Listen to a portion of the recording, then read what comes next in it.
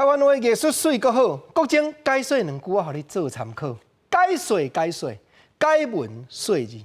讲到滴水就滴，是在讲农业社会，甲滴仔有牵连的俗语真侪。国情今仔日捡几句啊，来甲所有咱遮的观众朋友互相做参考。以早虽然表面上咧讲滴种种的俗语，是在讲这是就近取材，嘛是咧讲世间咱遭遇到人甲人咧相处各种的经历。尤其一句讲叫做两手牵滴，这就是讲啦，两手啊咧溜，安尼溜无论讲溜滴，也有人讲溜牛，较溜会行。啊，你若使硬力，大力要甲拖，有当着啊，滴甲你大硬，伊换毋行呢。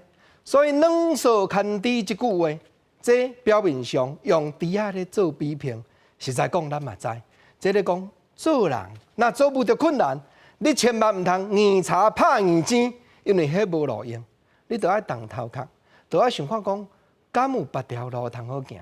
敢有较软的步，会当讲看看来引导，看看将问题消透掉，安尼叫做软手牵滴，用软势、用软的办法来解决你遭遇的困难。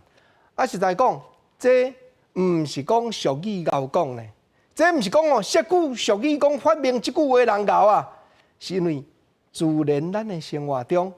本地这种经历都会通，所以有人灵感变化，才想出这句俗语。原因是对遮来，毋则第二句嘛是平常世间咱常常看会到的。这句话讲近管边的地母袂分销，嘛会拍片。这原来国情咧讲，毋是俗语敖说，是自然人之常情，就是安尼伫咧行大甲变化。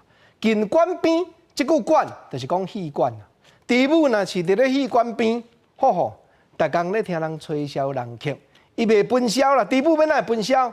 无吼，伊迄猪骹原来会拍片，拍片就是讲拍节奏。啊，你看咱台语汉字，看偌趣味，同一字哦，拍片发两个音，因为即个拍就是讲话音，啊，若即个片拍片的片表示节奏，这就是读册音。字写共款，国情进前解文说字，原来捌甲大家开讲过，像讲字接两字拢写接续的接，结果读做伙是字接。拍片就是讲拍节奏，近戏馆边的地母吼，伊袂晓分销啦，人之常情自然道理，伊就原来晓对人拍节奏。过来，国情过来讲，即句都毋是平常世间的道理啊，即句咧提醒人讲爱境界，境界安怎样？境界讲吼。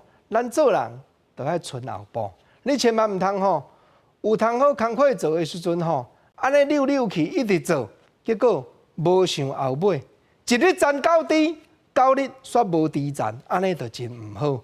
这就是讲吼，你一工有9只底通好刣，你后壁都爱存，一长腿都爱存3笑后，毋通活到尾啊，9日拢无事做，就是咱伫咧讲的讲，3工若掠鱼啊。后壁毋通吼，5工伫咧拍梦，你讲有看有影无？